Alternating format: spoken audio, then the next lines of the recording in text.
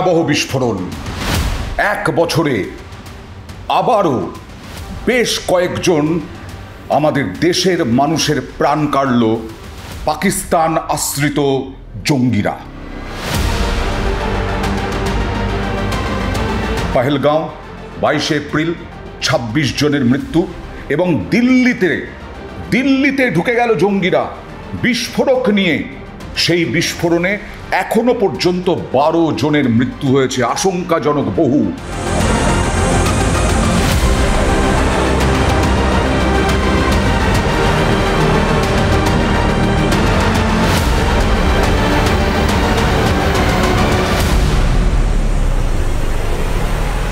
প্রশ্ন তো একটাই, কি করছি আমরা?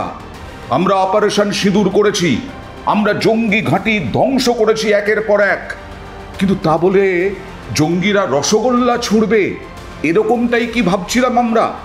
জঙ্গিদের নিকেশ করেছি আমরা, জঙ্গিদের খতম করেছি আমরা, কিন্তু সেই জঙ্গি তো যতগুলো খতম করেছি ততগুলো নয়, হাজার হাজার জঙ্গি। এবং সেই জঙ্গিদের চরিত্র কি কখনো বদল হয়? তারা তো প্রতিশোধ স্পৃহায় ভুগবেই। আমরা আমাদের নিজেদের নিরাপত্তায় গাফিলতি ছিল না। গাফিলতি না থাকলে টার্গেট কি ছিল? লালকেল্লা, যেখানে প্রধানমন্ত্রী ভাষণ দেন প্রতি বছর স্বাধীনতা দিবসের দিন।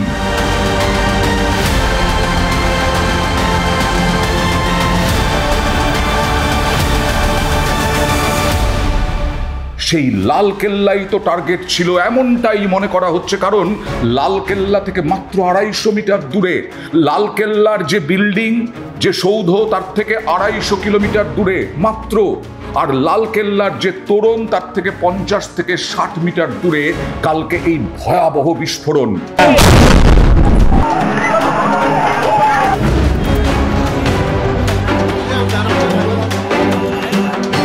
এবং আইডি বিস্ফোরণ কি করে? গোটা দিল্লি জুড়ে সিসি ক্যামেরায় মোড়া। কি করে একটা গাড়ি পার্কিং লটে 3 ঘন্টা দাঁড়িয়ে থাকলো, এবং সেই পার্কিং লট লালকেল্লার পার্কিং লট। লালকেল্লা কেন, যে কোনো কেন্দ্রীয় এই রকম প্রতিষ্ঠান প্রতি সোমবার বন্ধ থাকে, লালকেল্লা তো বন্ধ ছিল। তাহলে লালকেল্লা দেখতে আসা মানুষজনের গাড়ি কেন অপেক্ষা করবে? ড্রাইভার শুদ্ধ একজন একটা গাড়ি নিয়ে দাঁড়িয়ে রয়েছে পার্কিং লটে, কারো কোনো সন্দেহ হলো না। এই গাড়ির গতিবিধি সন্দেহের বাইরে থাকলো। এবং যা জানা যাচ্ছে, উমর নবী চিকিৎসক পেশায়, জঙ্গি, আত্মঘাতী জঙ্গি। সে খুব দ্রুত, কারণ বিভিন্ন জঙ্গিকে আটক করা হচ্ছে, বিভিন্ন জঙ্গিকে তোলা হচ্ছে যখন, তখন কি আতঙ্কগ্রস্ত হয়েই অপারেশনটা ঠিকঠাক হবে না এই ভেবেই কালকে তড়ি ঘড়ি বিস্ফোরণ ঘটালো এবং নিজেই হত হলো। তাহলে দিল্লির নিরাপত্তা কোথায়? লালকেল্লার মতো জায়গা, হাই সিকিউরিটি জোন, তার সামনেই মেট্রো স্টেশন। সেই মেট্রো স্টেশন সোমবার সপ্তাহের প্রথম দিন কি ভিড় থাকে! কোনো বাজার খোলা থাকে না, শুধু চাঁদনি চক বাজার খোলা থাকে সোমবার। সেই চাঁদনি চক বাজারের থেকে মাত্র কয়েকশো মিটার দূর, এর মধ্যেই বিস্ফোরণ। অর্থাৎ বোঝাই যাচ্ছে রেকি করা হয়েছে। ওই জায়গা জঙ্গিরা দেখে গেছে, চক্রান্ত ষড়যন্ত্র সমস্তটা করেছে, এবং এইভাবেই বিস্ফোরণ ঘটানোর পরিকল্পনা ষড়যন্ত্র ছিল। তারপরেও আমাদের গোয়েন্দা দপ্তর কি করছিল? একটা কথা বলি, কয়েক বছর আগে কৃষক আন্দোলনে তোলপাড় হয়েছিল দিল্লি সীমানা। সেই সময় আমরা দেখেছিলাম কৃষকদের আন্দোলনকে আটকাতে বিরাট বিরাট সিমেন্টের প্রাচীর, বিরাট বিরাট কাঁটা তারের বেড়া, বিরাট বিরাট সেই বিভিন্ন ধরনের গার্ডওয়াল তৈরি করা কৃষকদের আটকানোর জন্য। তারপরেও সেই কৃষকরাই পৌঁছে গিয়েছিলেন, আন্দোলনরত কৃষকরা, লালকেল্লায়। এ নিয়ে রাজনীতির হাওয়া গরম হয়েছিল। কিন্তু জঙ্গিরা কি ইনভিজিবল? দেখা যায় না জঙ্গিদের? না, জঙ্গিদের তো দেখা যায়। তাই তো আমরা জঙ্গি নিকেশ করছি, জঙ্গিদের খতম করছি উপত্যকায়। জঙ্গিরা যাতে সীমান্ত পেরিয়ে না ঢুকতে পারে এদেশে, তার জন্য আমরা চেষ্টা করে যাচ্ছি। কিন্তু সীমান্ত কোথায়? দিল্লিতে ঢুকে গেল। ঠিক তার আগে হাজার হাজার কেজি বিস্ফোরক উদ্ধার হলো। বিস্ফোরক উদ্ধার হওয়ার আগে জঙ্গিদের গ্রেফতার করা হয়েছে গুজরাট থেকে, দিল্লি থেকে, এমনকি দিল্লিতে জঙ্গির পুলিশ সংঘর্ষও হয়েছে বেশ কিছুদিন আগে। তারপরেও 12 জন নিরপরাধ, নিরস্ত্র, নির্দোষ মানুষকে প্রাণ দিতে হলো। আর ছিটকে গেল বিভিন্ন দেহ, গোটা দেহ, আস্ত দেহ পাওয়া গেল না। কেন হলো এরকম? দিল্লিতে পর্যন্ত কি করে ঢুকলো, যেখানে ফরিদাবাদে গতকালই ধরা পড়েছে হাজার হাজার বিস্ফোরক? তারপরেও দিল্লি জুড়েই তো হাই অ্যালার্ট থাকে। সেই হাই অ্যালার্টের মধ্যে একটা সেন্সিটিভ জায়গায় কিভাবে ঢুকলো ওই জঙ্গিরা? যদি একজন জঙ্গিও হয়, তারাও বা কিভাবে ঢুকলো? যদি গুজরাটেও হয়, যদি বেঙ্গালুরুতেও হয়, যদি ফরিদাবাদেও হয়, তাহলেও কিভাবে ঢুকছে জঙ্গিরা? এখনো পর্যন্ত এটাই তো সব থেকে বড় প্রশ্ন।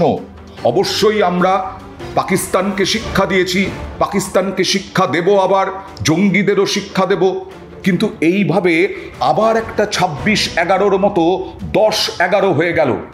হ্যাঁ, 26 নভেম্বর ঘটেছিল মুম্বাইয়ে জঙ্গি হামলা, শতাধিক মানুষের মৃত্যু হয়েছিল, আজমাল কাসাব ধরা পড়েছিল। আর আবার একটা নভেম্বর এলো 2025-এ, সেই ভয়ঙ্কর রাত, সেই ভয়ঙ্কর সন্ধে 6:52 তীব্র বিস্ফোরণে কেঁপে উঠল লাল কেল্লা। 1 কিলোমিটার পর্যন্ত শোনা গেল সেই আওয়াজ। অভিঘাত কি? 10-12টা গাড়ি জ্বলে পুড়ে খাক হয়ে গেল। বহু গাড়ি, অটো দুমড়ে মুচড়ে একাকার, আর ছিন্ন ভিন্ন হয়ে গেল দেহ। প্রত্যক্ষদর্শীরা বলছেন যে কোনো দেহ আস্ত আমরা তুলতে পারিনি, সব হাত, পা, ধর একেবারে আলাদা আলাদা। আবার বলছি, সে তো একটাই প্রশ্ন, জঙ্গিরা ঢুকছে কিভাবে? আমরা তো অনেক সতর্ক আমরা বলছি, কিন্তু গোয়েন্দা ব্যর্থতা তো চূড়ান্তভাবে এটা তো প্রমাণ করলো। এই ভয়াবহ বিস্ফোরণ, ভয়াবহ জঙ্গি নাশকতা, যে গোয়েন্দাদের ফেলিওর। কারা কি করছে, কোথায় যাচ্ছে, জঙ্গিদের গতিবিধি কি? 3 ঘন্টা ধরে, আবার বলছি, একটা গাড়ি পার্কিংয়ে দাঁড়িয়ে আছে, তার কোনো সন্দেহ নেই তাকে নিয়ে, কোনো সন্দেহ দেখা গেল না পুলিশ প্রশাসনের মধ্যে, যেখানে দিল্লি হচ্ছে হাই সিকিউরিটি জোন। কি করে জঙ্গিরা একটা জৈন মন্দির, সেই জৈন মন্দিরের কাছেও বিস্ফোরণ হলো। বিভিন্ন জায়গা রয়েছে সেখানে, বিভিন্ন গুরুত্বপূর্ণ প্রতিষ্ঠান রয়েছে, সেটাকে যে টার্গেট করা হয়েছিল এটা একদম পরিষ্কার। এরপরে প্রধানমন্ত্রী নরেন্দ্র মোদী আজকে কড়া বার্তা দিয়েছেন। কড়া বার্তা দিয়ে বলেছেন, এই কাণ্ড যারা ঘটিয়েছে তারা কেউ বাঁচবে না, শাস্তি তারা পাবেই। নিশ্চয়ই আমরা তাদের শাস্তি দিই, শাস্তি দেব। কিন্তু আমাদের ভেতরে কি খোকলা হয়ে আছে? গোয়েন্দা ব্যর্থতা তো চূড়ান্ত। না হলে এই গাড়ি যখন যাচ্ছে লাল সিগনালে দাঁড়িয়ে রয়েছেন, স্লো মুভমেন্ট করছে, স্লো মুভমেন্ট, যাতে ওই সময় বিস্ফোরণ ঘটানো যায়। তাড়াহুড়ো ছিল না ওই গাড়ির। ওই সময় ওইখানে স্লো মুভমেন্ট নয়, সমস্ত গাড়ি স্পিডে চলে যায়। সেই গাড়ি স্লো মুভমেন্ট যখন করছে তখনও কারো সন্দেহ হলো না। আর বিস্ফোরণ, ভয়াবহ বিস্ফোরণ হলো, অর্থাৎ আইডি নিয়ে, বিস্ফোরক নিয়ে ওই গাড়ি ঘুরে বেড়াচ্ছে গোটা দিল্লিতে। কারো কোনো সন্দেহ হলো না। রেকি করে যাওয়া হয়েছে, বিভিন্ন জায়গা দেখা হয়েছে, এটা পরিষ্কার। জঙ্গিদের গতিবিধি সিসি ক্যামেরায় ধরা পড়ল না এত দিন ধরে। তাহলে দিল্লির মতো রাজধানীতে, আমাদের দেশের রাজধানীতে যদি বিস্ফোরক নিয়ে ঢুকতে পারে জঙ্গিরা, যেখানে সেখানে, এখন কি আমরা ওপরওয়ালার ওপরে ভরসা করে বসে থাকবো? যেখানে সেখানে বিস্ফোরণ ঘটাতে পারে জঙ্গিরা। আমাদের হাই অ্যালার্ট, সেই অ্যালার্ট কোথায়, সতর্কতা কোথায়? এটাই তো সব থেকে বড় প্রশ্ন। আর তার জন্য প্রাণ দিতে হচ্ছে নিরপরাধ, নির্দোষ, নিরস্ত্র মানুষকে। এর শেষ কোথায়?